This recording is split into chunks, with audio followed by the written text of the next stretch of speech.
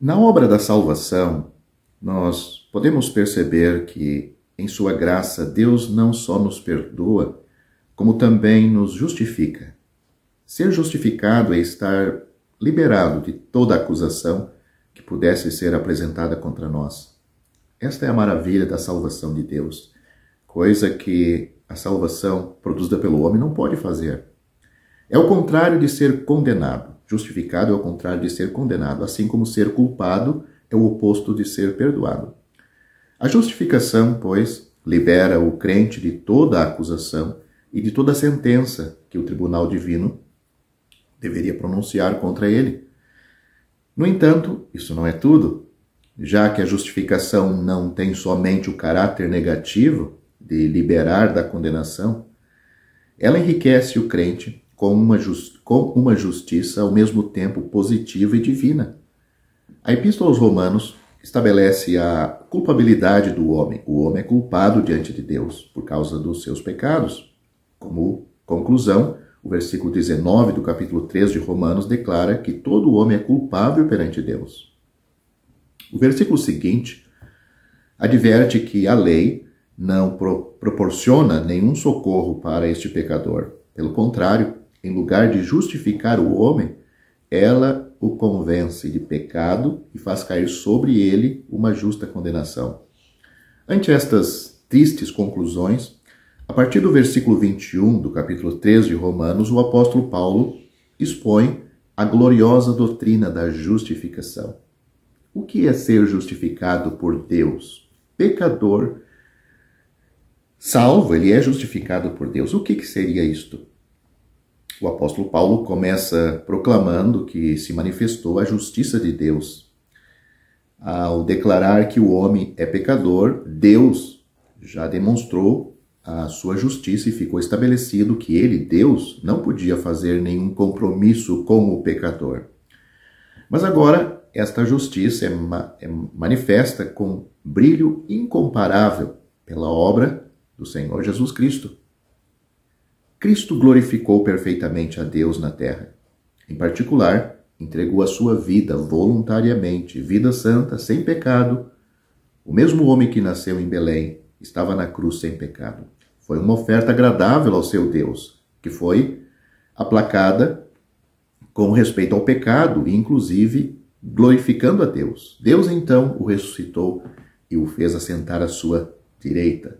Cristo glorificado é a primeira manifestação da justiça divina. Por outro lado, Cristo entregou-se por nós. Ele não só glorificou, entregou-se a Deus e glorificou a Deus, mas ele se entregou por nós.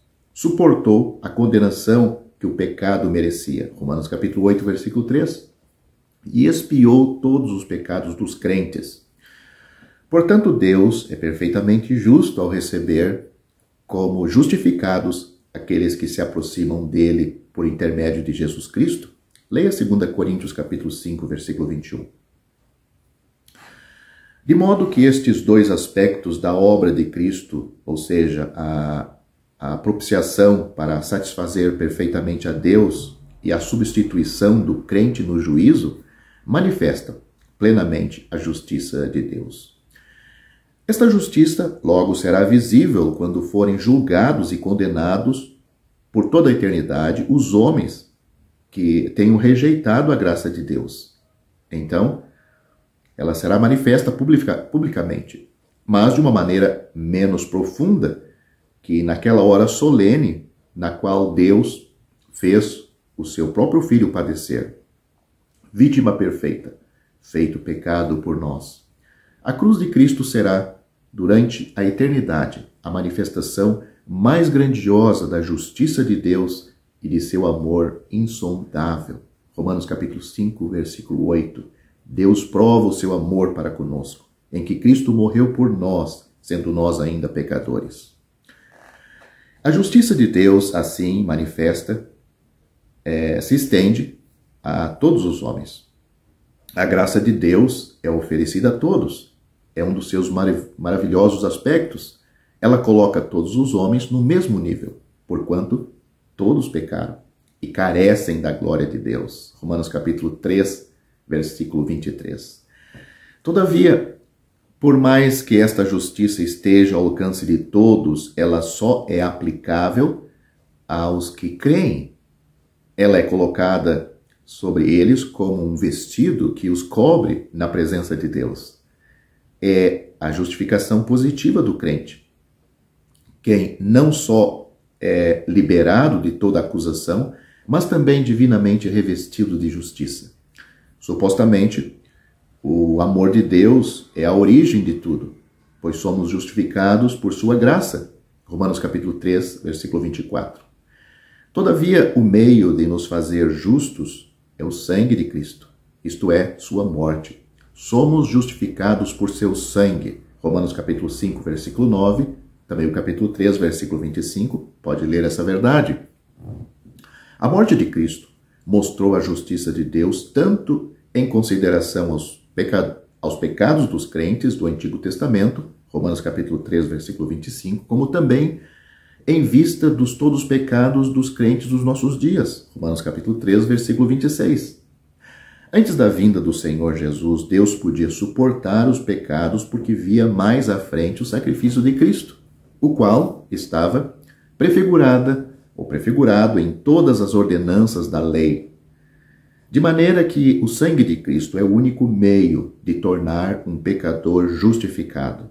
No entanto, os crentes do passado não podiam compreender isto e não tinham pleno conhecimento da salvação como nós temos hoje, quando temos toda a palavra de Deus completa em nossas mãos. A Bíblia diz: Jesus, nosso Senhor, foi entregue por causa das nossas transgressões e ressuscitou por causa da nossa justificação. Romanos capítulo 4, versículos 24 e 25. É necessário compreender as duas partes deste versículo para desfrutar uma completa segurança com respeito à nossa justificação. Na cruz, Cristo levou os nossos pecados e sofreu o castigo que eles mereciam. Mas a prova de que estamos libertos dos pecados foi dada por sua ressurreição. Se esta segunda verdade não for conhecida, não podemos gozar da paz que Deus nos propõe oferecer. Como Cristo ressuscitou, eu sei que todos os meus pecados estão expiados. Sou totalmente livre deles perante o juiz supremo, o qual demonstrou sua satisfação ao glorificar o Senhor Jesus. A Bíblia diz: é Deus quem nos justifica. Romanos capítulo 8, versículo 33. Ele, Deus, nos havia sentenciado como pecadores, mas agora nos declara totalmente livres. Nossa justificação é completa e definitiva. Ninguém pode condenar-nos.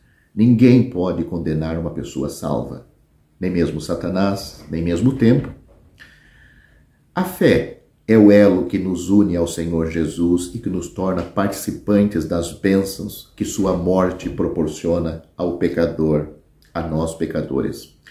A fé é, pois, necessária, pois apenas e tão somente os crentes são justificados, ou seja, os que creem. Nesse sentido, somos justificados, pois mediante a fé. Romanos capítulo 5, versículo 1. Esta fé consiste simplesmente em receber a salvação que Deus nos oferece, em receber a Jesus Cristo. João capítulo 1, versículo 12. É a obediência da fé. Romanos capítulo 16, versículo 26. Veja também João capítulo 3, versículo 36. Jesus é o autor da salvação eterna. Isso, no entanto, se reserva unicamente a todos os que lhe obedecem. Hebreus capítulo 5, versículo 9.